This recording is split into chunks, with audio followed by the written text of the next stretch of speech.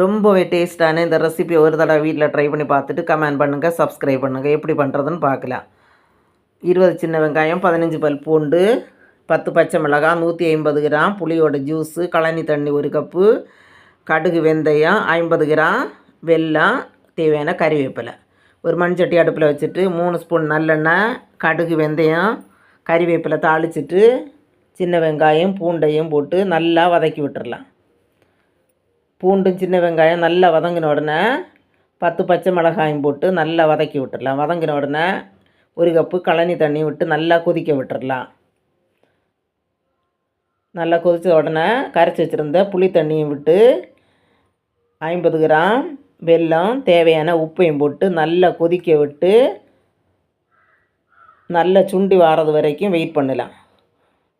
நல்லா சுண்டுனதுக்கப்புறம் இறங்கினா சூப்பரான மிளகாய் மண்டி ரெடி.